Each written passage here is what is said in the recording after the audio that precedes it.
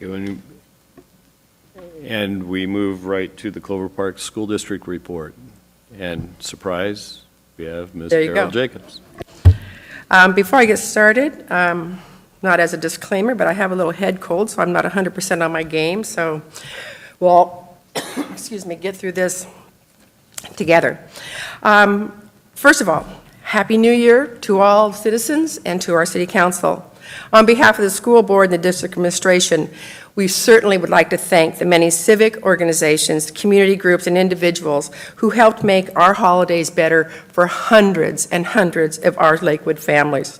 A special note, we would like to thank, in no order, our district's anonymous donor, who for the 26th year donated over $20,000 worth of new clothing to students, shoes, pants, coats, sweaters, again for the 26th year.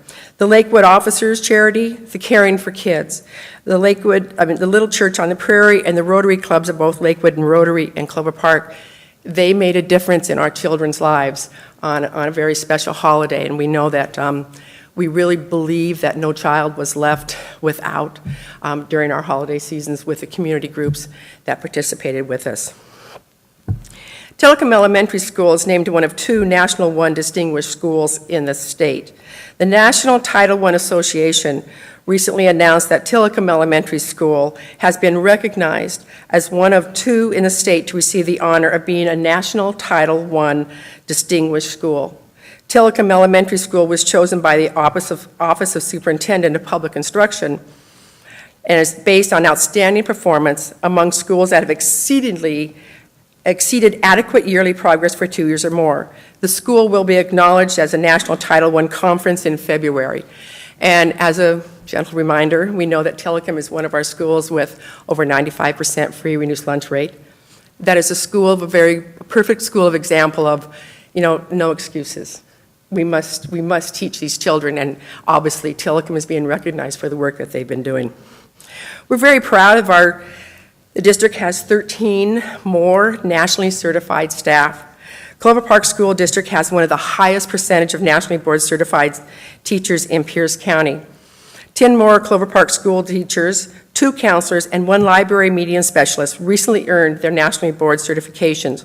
14% of our students, 14% of our educators are nationally board certified. It's a rigorous project that the teachers go through. It takes approximately 2 years.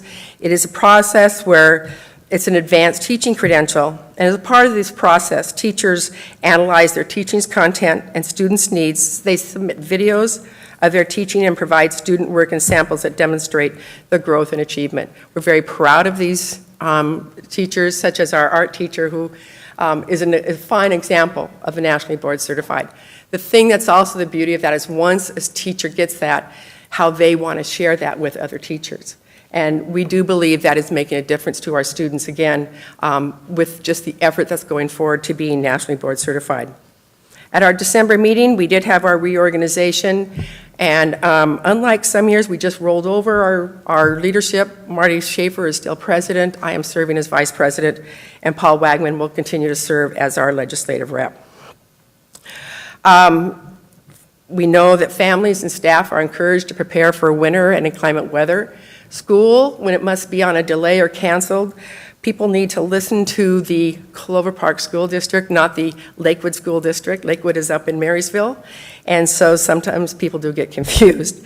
If you are a parent, you oftentimes might get that 6 o'clock in the morning phone call, cheerful greeting about school closure or delays. And I get them also, and I'm not a parent, but I do know they're cheerful greetings. Anyway, so we're sending those out, and we hope not to have many of them, but we do schedule them if we need be. So today was a very exciting day in the Clover Park School District. Today we opened up General William Harrison Preparatory Academy. And thank you to this community for supporting us and allowing us to build the building. It's a beautiful building. I did miss the last tour. I was out of town, prior one. It is going to serve our students very, very well. In today's TNT, there was the guest editorial from one of our staff members, and she talked about the transition. I mean, here you've had this little school squeezed into this former elementary school. quite old and just not adequate for a high school to move to our Harrison Prep. We are very proud of that building. One thing I would like to note to our youth council report, this is important. Excuse me, Harrison Prep is on Clover Park School District property. We did a transfer of some properties, and so we no longer own the corner where the AI used to be. So it's very important that it's actually our property that we made, but it's adjacent to the Clover Park Voc Tech School. So just wanted to make that perfectly clear because there have been questions in the past about who owns the property and the Voc Tech and Clover Park School District. So I want to make that very, very clear. We would like you to please mark your calendars for March 26th for the actual formal ribbon grand opening ceremonies. We're hoping that, we thought maybe, let the school open up, let the kids and the staff get settled. Maybe weather might be a little nicer than it usually is in January. So please plan for our grand opening on March 26th. For Hero School also is coming along, and the opening for that, we will open up with the students in there in September 2015. Our other construction property, Beechwood Elementary School on JBLM, the slabs have been for the, on the metal deck, the second floors are in place, and that is continuing on. Great news is that we just received, I think, final approval that JBLM will have their fifth and final school. Evergreen Elementary has gone through and has received the funding from the government, and so we will have that building rebuilt also. This weekend, the board does plan for a retreat, a Friday afternoon, Saturday retreat. We'll be over, I think we'll be done by 4, so we will make it to the Seahawks game on Friday, of course, Saturday, of course. We'll be working on our goals and plans for the 2015-2016 school year. This is an item that's not necessarily school directed, but I received notice and I want to make public the February 6th Caring for Kids dinner and auction. And even though it isn't promoted directly by the school, it directly affects the children in our school. So I know that the council's been very supportive of Caring for Kids, and I see that Diane is here and she's just unsolicited. I'm surprised to Diane, but that auction and that dinner helps fund all the needs that she fulfills for our students for the year. So it directly does affect our students, and I hope that you will, my invitation was, my note was reserve a table and bring your friends. The other thing is we are into winter sports now. I don't know if it's how long it's been since you've been to a high school basketball game, but every Tuesday and Friday, both Lakes and Clover Park are playing. They're fun. Bands are there. The cheerleaders are there.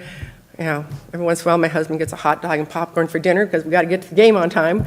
But it's fun. So if you have, Friday our gyms are open. The other winter sports are going along, and I don't want to miss any of them, so I'm not going to call them out. But back in school, we're ready for a good kickoff. Everything seemed to go well today. Any questions, comments? Any questions? Well, thank you very much. Thank you very much. When the